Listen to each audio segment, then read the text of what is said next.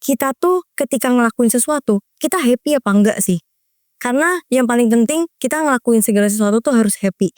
Kalau nggak happy, output yang kita keluarin tuh nggak bakalan happy. Jadi once tahu nih, oh kita seneng ya di sini, kita sukanya ini ya gitu. Kita happy ya, outputnya tuh bakal bagus. Nah kita bakalan tahu ini passion kita.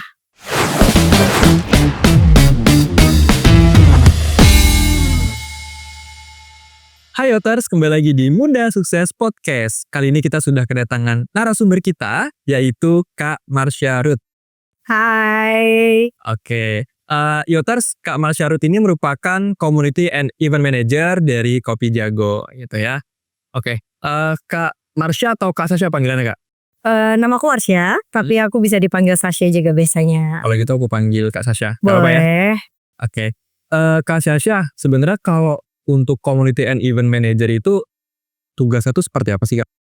Pastinya pertama-tama kita nge-handle event ya pastinya ya kan. Event itu di Jago Cafe ada event daily maupun event yang emang proyekan, yang emang masuk ke dalam project campaign-nya kita. Kalau event daily itu ada namanya paket catering minumannya kita Jago Party. Jadi biasanya bisa diorder nih buat di acara wedding atau di acara kantor, acara kampus, acara sekolah, pokoknya berbagai acara. Arisan ibu-ibu pun kalian bisa order Jago Party. Dan itu bisa tiap hari. Jadi di weekend bisa, di hari Senin sampai Jumat kalian juga bisa order. Dan kalau event yang emang proyekan itu kayak campaign gedenya kita, misalnya Jago Lari, Jago Pesta, Jago Open gitu. Berarti banyak ya? Yes. Sebenarnya kalau sampai sekarang jadi Community and Event Manager di Kopi Jago, untuk awal karir itu seperti apa sih Kak? Pernah kepikiran nggak akan jadi Community and Event Manager? Sebenarnya aku tuh nggak pernah kepikiran untuk nyemplung ke dalam dunia community and event sebenarnya. Karena cita-citaku adalah jadi seorang dokter SPKK. SPKK itu apa ya? Spesialis kulit dan kelamin. Oh, kulit dan kelamin. Oke. Sebelum aku tanya ke SPKK-nya terlebih dahulu, kalau boleh tahu kenapa akhirnya tidak memilih untuk menjadi dokter? Fun fact ya. Aku tuh 3 bersaudara dan aku anak yang ketiga. Oke. Ini kalau aku boleh sedikit cerita ya. Jadi kakak-kakakku dua-duanya itu dokter. Jadi anak papi mami yang bukan dokter tuh cuma aku doang gitu. Kenapa aku gak bisa kuliah dokter? Karena pas zaman aku mau kuliah, perusahaan papi mami aku tuh bangkrut. Jadi emang uangnya tuh gak ada sama sekali. Terus gimana akhirnya bisa tetap untuk kuliah gitu Kak? Akhirnya aku tuh, ini panjang sih ceritanya. Boleh gak apa, mau sepanjang apapun boleh cerita aja, mau sejam juga gak apa-apa gitu. Yoter siap untuk mendengarkannya. Oke. Jadi singkat cerita, waktu itu aku hampir gak bisa kuliah sebenarnya ya. Pas aku lulus SMA, kalau biasanya lulus SMA tuh ada buku yearbook ya kan. Dan kalian ditulis tuh quotes-nya apa ya kan, moto hidupnya. Terus universitas tujuan kalian kemana. Di yearbook aku itu tuh kosong. Karena sampai aku wisuda SMA kelulusan, aku tuh gak tahu aku mau kuliah di mana. Dan ya seperti yang tadi aku bilang, aku tuh hampir bisa gak kuliah gitu. Nah singkat cerita, karena ekonomi keluarga lagi kurang bagus, lama perusahaan habis bangkrut, terus aku lagi nyari-nyari lah intinya. Ya aku tetap mau kuliah, aku percaya aku bisa kuliah di tahun itu juga. Aku gak mau mundur 1 tahun gitu. Akhirnya di H-1 sebelum aku ulang tahun, koko aku tuh nanya ke aku, "Dek, kamu mau kado apa?" Dia nanya. Aku cuma jawab, "Kak, aku mau kuliah." Gitu. Oke, dia cuma jawab kayak gitu. Terus dia bilang, "Aku berangkat kerja ya." Dia meluk aku, dia cium aku, dia bilang, "Oke Kak, hati-hati." Dia kerja, dia dokter, dia lepas jaga, besoknya pulang. Di hari ulang tahun aku, sore-sore, dia nyamperin aku, dia bawa amplop, isinya uang. Dia bilang, "Iya Dek, kado kamu. Ayo kita daftar kuliah." Dia bilang. Dari segala banyak cara aku berusaha untuk kuliah yang aku mau, tapi gak bisa, akhirnya aku dikadoin itu sama koko aku. That's why aku deket banget sama kakakku yang pertama gitu. Oke. Berarti kalau boleh tahu kemarin kuliah jurusan apa Kak? Aku kuliah akhirnya di London School of Public Relations Jakarta. Itu jurusannya Mass Communication. Kenapa pilih jurusan itu? Karena ketika aku gak bisa kuliah sesuai dengan cita-cita aku, aku pengen kuliah yang sesuai dengan passion aku. Aku tuh suka connect sama orang, ngobrol sama orang. Aku tuh suka banget yang kayak gitu, ketemu orang-orang baru, kenalin karakternya. Dan aku rasa komunikasi itu yang pas buat aku. Dan puji Tuhannya ya, ketika aku daftar kuliah, itu tuh udah bener-bener gelombang terakhir banget sebenarnya. Jadi udah istilahnya udah akhir-akhir lah, udah mau nutup gitu ya. Terus dengan segala iman dan kepercayaan yang aku punya, aku cuma bilang nggak apa-apa, datang aja dulu, daftar dulu gitu. Singkat cerita aku ditemenin papi mami dan kokoh untuk datang ke LSPR. Aku datang, aku nanya, aku mau daftar dong kuliah, aku bilang kayak gitu. Oh oke, tapi ini udah gelombang terakhir ya, jadi harganya akan jauh lebih mahal. Terus aku cuma nengok ke papi mami aku sama koko aku, kayak aku worry kayak, aduh gimana ya gitu, uangnya ada nggak ya gitu kan. Terus kata koko, nggak apa-apa dek, kamu ikut tes aja katanya gitu. Aku ikut tes, ditemenin sama mereka, ditungguin sama mereka. Aku tes, ketika aku mau ngerjain tes, aku cuma berdoa, Tuhan tolong kasih aku hikmat, bantu aku pengen dapet grade A yang harganya paling murah. Aku cuma bilang kayak gitu. Walaupun dari awal aku udah dibilang ya sama orangnya, staffnya kayak kemungkinan besar dapat grade A tuh udah sedikit banget ya, dia bilang. Aku cuma ngerjain dan selesainya tiba-tiba aku dapat grade A yang harganya paling murah gitu. Terus aku dapat beasiswa, pas aku kuliah semester 3 aku dapat beasiswa dari Dinas Pendidikan, semester 5 aku dapat beasiswa juga dari Seminiaga gitu. Dan aku dapat laptop gratis ya kan, untuk aku bisa bantu ngerjain di seminar proposal ya untuk skripsi, sampai aku sidang skripsi akhirnya selesai. Aku tuh angkatan pertama Mass Communication di batch-nya aku yang pertama kali sidang skripsi di LSPR. Oke.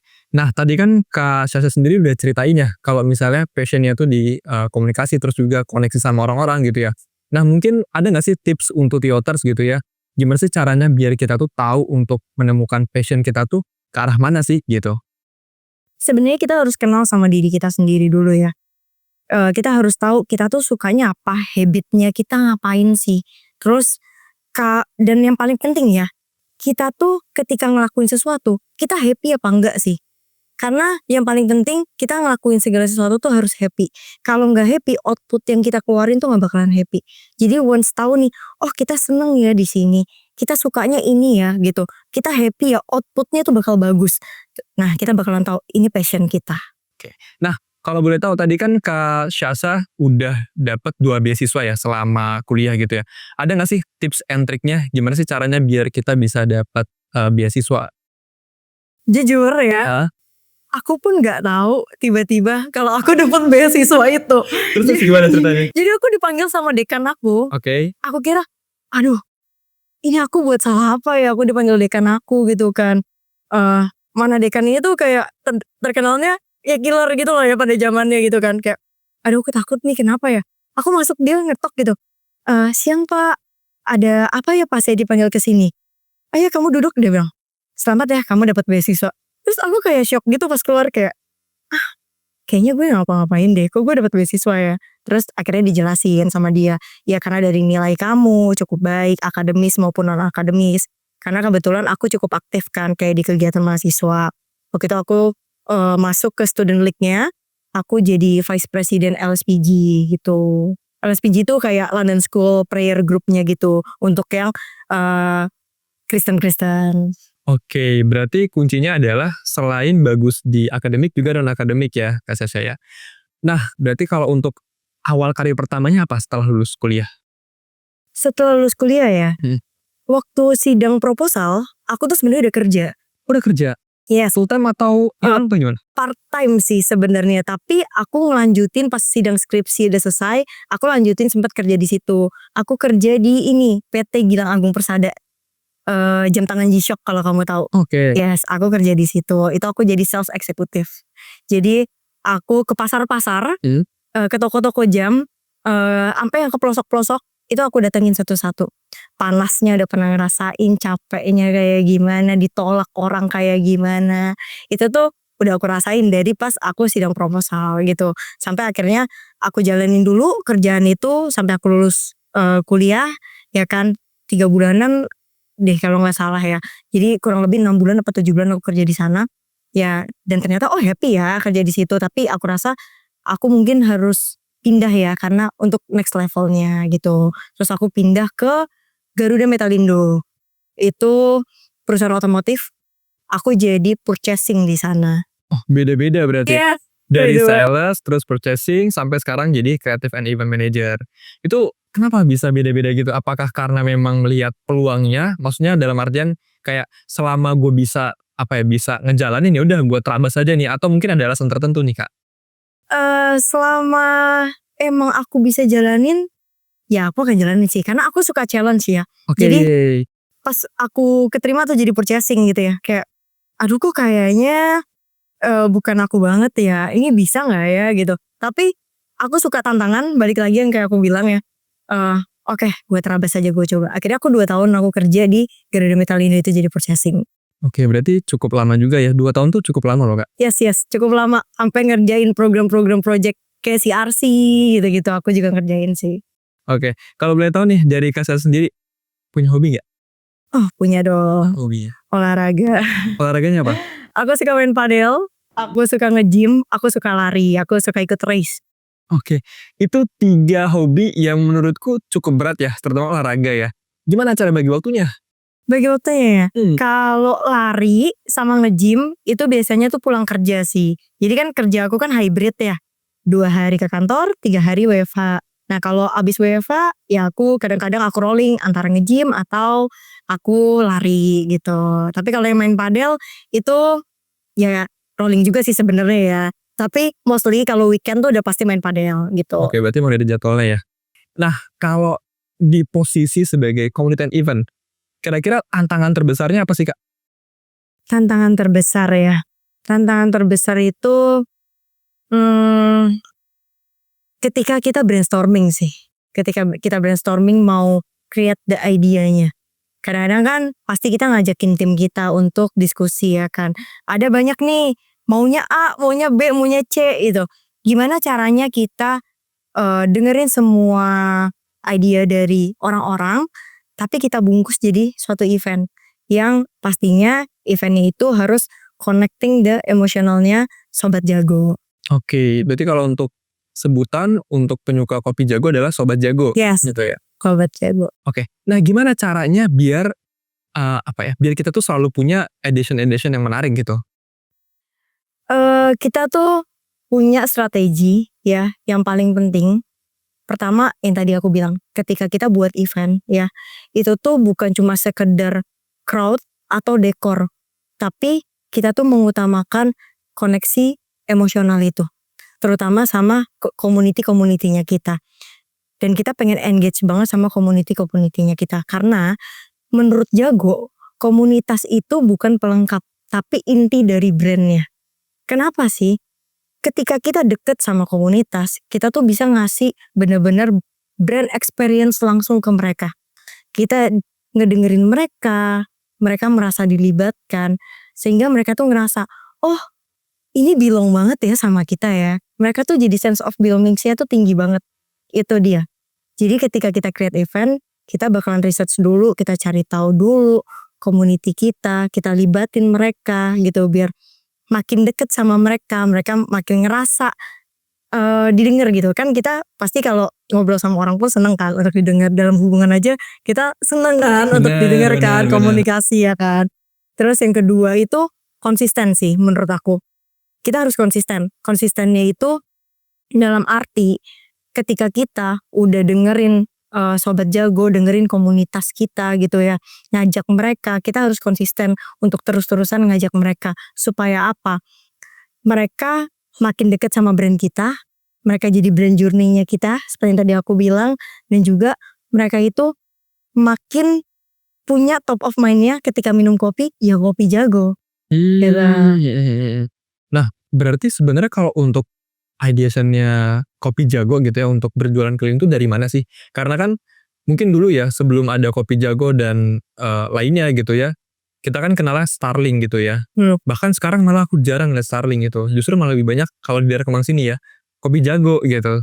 Nah, itu dari mana gitu? Terus gimana caranya untuk bisa tetap sustain gitu? Oke. Kalau misalnya Kopi Jago sendiri, kepanjangan Jago, ini aku setelah ngobrol sama para founders ya, aku tahu gitu. Kepanjangan Jago sebenarnya idea awalnya adalah Java Coffee on the Go. Tapi karena beans-nya kita itu nggak semuanya dari Java, akhirnya idea nama Jago itu dirubah.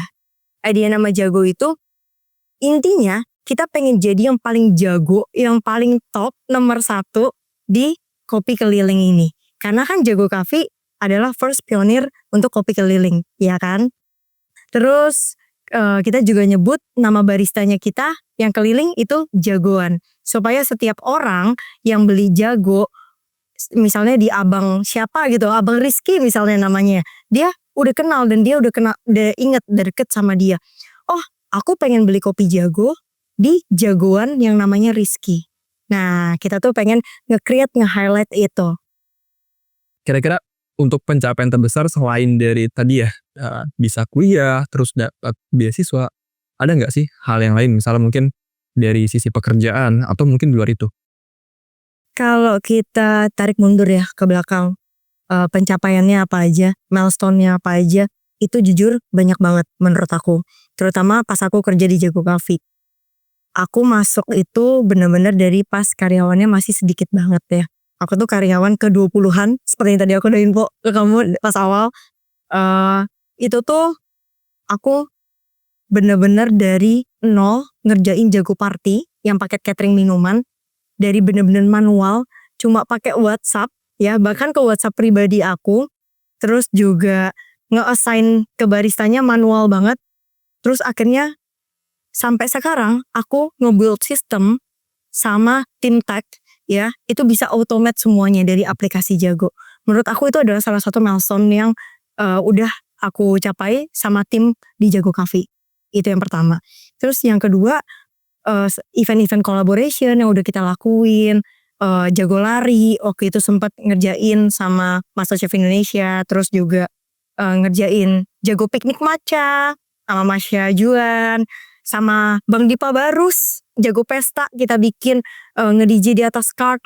Terus kita juga bareng Tante Yayu Basuki, petenis Indonesia ya kan, kita bikin Jago Open dan ada movie-nya. Menurut aku itu milestone yang oke banget udah dilakuin sama aku dan tim Jago Coffee semuanya. Tapi dari itu semua milestone, itu kan milestone secara kerjaan ya. Tapi yang paling aku syukurin itu punya tim marketing yang mau grow bareng, semangatnya sama. Ketika kita tuh lagi ngerjain event, nge-build project, itu tuh milestone yang gak bisa digantiin apa-apa sih. Karena untuk punya tim yang kompak, solid, itu susah banget menurut aku. Berarti berapa orang Kak jumlahnya? Kalau Timnya untuk tim marketing ya, tim marketing sendiri itu 9 orang. Dan berarti Kak Sasha yang jadi leadernya?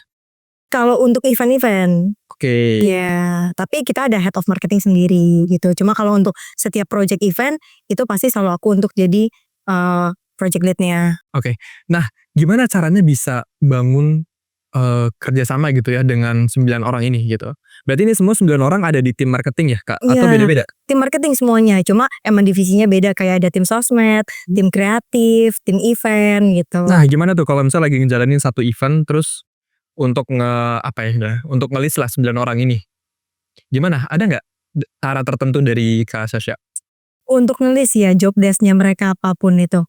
Jadi biasanya kita udah ngomong sih dari awal kalau kita once mau bikin project suatu event yang gede gitu ya, entah collab sama brand atau collab sama KOL mungkin gitu. Kita kumpulin bareng-bareng, sesama manajer kita duduk, kita bilang, "Yuk, ini bukan project gua doang ya, ini project barengan, project tim marketing. Jadi kita harus solid." Itu sih yang selalu diingetin. Plus leaders kita, CMO kita tuh selalu ngingetin, kalian tuh tim gitu. Kalian tuh nggak kerja sendiri-sendiri, kalian harus barengan. Yang kalian punya, ya kalian-kalian doang. Yang kalian punya, kalian satu sama lain ini. That's why, yuk kerja bareng gitu. Dan untuk pembagian job desk-nya, ya pastinya harus jelas ya. Kayak mungkin tim sosmednya pernah ada ngebantuin aku gitu ya. Sampai dia ngurusin perizinan juga. Yang dimana sebenarnya di luar ranahnya sosmed kan. Iya. Tapi mereka mau loh ngebantuin kita untuk ngerjain yang di luar dari job desknya mereka gitu. Emang sesolid itu sih, dan susah banget cari tim yang solid kayak gitu. Tuh, kuncinya adalah solid. Solid kan. Oke, kalau dari kerjasama tadi ya, pernah gak sih ada miskomunikasi gitu? Dan ketika misalnya ada miskomunikasi, kira-kira langkah apa sih yang harus kita lakukan gitu ya sebagai leads gitu misalnya? Oke. Kalau misalnya struggle ketika bikin suatu event ya, nge-lead suatu project, itu pasti ada aja ya drama-dramanya ya kan. Entah komunikasinya salah, nyampainya beda, atau kurang jelas gitu. Itu biasanya kita bakalan duduk bareng lagi, kita arrange meeting, kita, yuk guys duduk bareng lagi nih, kayaknya daripada ada sesuatu hal yang ngeganjel, yuk kita duduk bareng. Ada yang harus diberesin deh kayaknya dari cara komunikasinya gitu. Ya, ketika kita lagi duduk bareng, ya ngomongin gitu. Kayaknya yang salah di sini deh, yang salah di sini gitu. Nah, pas abis selesai meeting itu, aku selalu bilang kayak, apa yang udah terjadi di sini, ya di sini aja ya. Gak harus kita perpanjang gitu loh. Setelah keluar dari ruangan ini ya udah, ini sebatas kerjaan aja gitu. Betul, berarti emang harus seprofesional mungkin gitu ya. Kita bolehlah kita berteman gitu ya, maksudnya tapi balik lagi kita tuh ketika di kantor ya untuk bekerja gitu ya. Jadi memang harus profesional. Yes. Oke, kalau dari Kak Saza sendiri, ada gak sih kira-kira tempat yang pengen banget dikunjungin? Aku pengen ke Norway, Kenapa ke Norway? pengen lihat aurora. Oke. Kalau goals yang lain kira-kira ada gak? Goals yang lain ya, goalsnya aku pengen jadi berkat sih buat banyak orang. Nah itu kan konteksnya gede ya, buat jadi berkat buat banyak orang. Sebenarnya salah satu impian aku, kan koko sama cici aku tuh dokter, ya kan. Aku pengennya jadi tempat yang menyalurkan obat, ya. Aku tuh kepengen banget punya apotek sama punya rumah untuk orang-orang yang ditelantarin. Orang-orang tua sih lebih tepat yang ditelantarin sama anaknya gak mau ngurus mungkin. Tapi bukan panti jompo. Aku pengen nyebutnya itu rumah berkat atau rumah singgah berkat gitu. Jadi mereka kumpul di situ biar mereka tuh gak ngerasa kesepian, mereka gak ngerasa sendiri.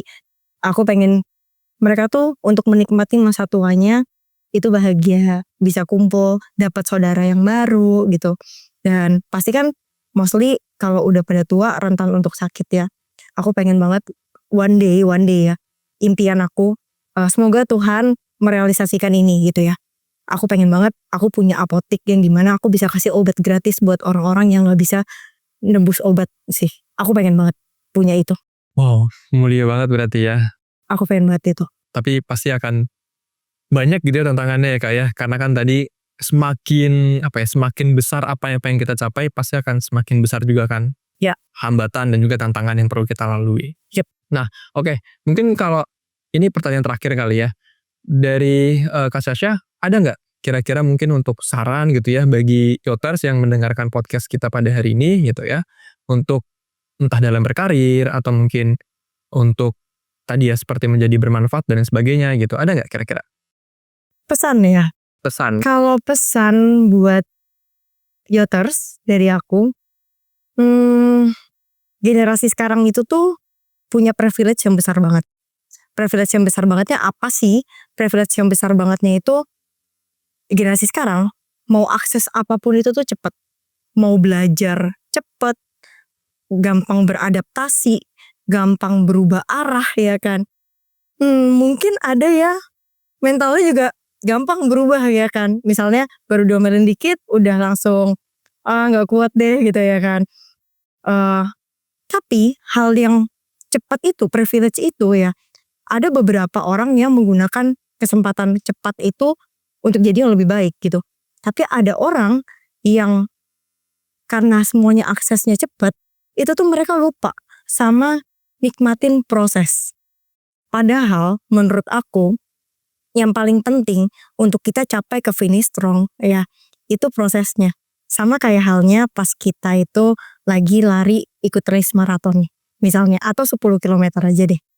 Di KM 1 kita semangat ya kan, semangat lari gitu. Tapi kita harus turunin pace-nya kita biar nanti di pace 5 atau pace 6 di kilometer 5 atau kilometer 6 itu kita nggak amsyong di situ. gitu. Jadi kita harus ngejaga biar kita tetap stabil staminanya. Di kilometer ketiga kita baru mulai naikin pace ya kan. Di kilometer keempat naikin pace ya kan. Akhirnya kita bisa finish strong sampai 10 kilometer. Kayak tadi kamu bilang, once kita udah nyelesain sesuatu hal, itu tuh kepuasannya beda loh ya. Happy-nya tuh beda gitu, euforianya tuh beda gitu. Nah, orang yang gak nikmatin prosesnya itu, yang pengen apa-apa serba cepet, dia lupa prosesnya. Padahal buat jadi sesuatu yang top ya, buat dipercaya tanggung jawab yang besar, kita tuh harus mulai setia sama perkara yang kecil. Ya kan? Itu selalu diingetin sama mami aku. Once aku lagi capek sama kerjaan, aku lagi overwhelmed banget gitu, kayak aduh Mi aku capek banget gitu, aku suka bilang ke dia. Dia cuma bilang, ayo Dek, gimana kamu mau dikasih hal yang besar, tanggung jawab yang lebih besar, kalau kamu dikasih hal yang kecil aja sekarang, kamu udah ngeluh, kamu udah gak setia sama hal yang kecil gitu. Oh bener ya, ternyata di proses itu kita tuh belajar banyak banget, bukan tentang siapa yang paling jenius ya, yang akan berhasil, tapi siapa orang yang paling kuat bertahan untuk sampai di akhir. Dan dia akan jadi orang something gitu lah, something big gitu. Itu yang selalu diingetin sama papi mami aku. Oke, menarik banget ya, berarti ya Kak ya. Benar-benar jadi pelajaran hidup gitu. Jadi kita reminder lagi gitu ya, bahwasanya proses itu tuh benar-benar sebegitu pentingnya gitu ya. Jangan sampai kita tuh pengennya hasil akhirnya aja gitu, tanpa melalui proses yang cukup panjang gitu ya, entah naik turunnya gitu dan sebagainya gitu. Betul banget sih. Karena menurut aku ya, proses itu bahkan gagal deh ya, kegagalan gitu. Itu tuh justru ketika kita lagi gak ngerti sama keadaannya. Kayak aku deh, aku pengen kuliah jadi dokter ya kan. Tapi aku gak kesampaian untuk kuliah jadi dokter, yang jadi dokter kakak-kakak aku gitu. Ternyata emang Tuhan tuh nempatinnya tuh di sini gitu. Marsha tuh harus di sini. Marsha jalan hidupnya sekarang ditempatin di Kopi Jago as community and event manager gitu. Mungkin kalau aku tetap maksain kehendak aku untuk aku jadi dokter, aku mungkin belum di fase yang kayak teman-teman aku. Mungkin aku belum jadi dokter spesialis ya kan. Aku masih jadi dokter ya residen atau dokter jaga biasanya gitu. Yang kayak gitu sih. Kadang emang Tuhan harus ngedelay dulu untuk kita ngepahamin semuanya, sampai akhirnya tuh kita ngerti ya, oh iya ya, ternyata endingnya tuh indah ya, endingnya tuh manis ya gitu. Karena menurut aku apa ya, everyone's timing is different sih, ya gak sih? Iya. Musimnya orang tuh beda-beda gitu. Betul. Dan jangan pernah ngebandingin kita sama orang lain. Harus tetap explore, jangan pernah takut gagal. Kalau gagal ya coba lagi. Karena kadang dari kegagalan justru kita tahu arah yang benar buat kita tuh kemana sih.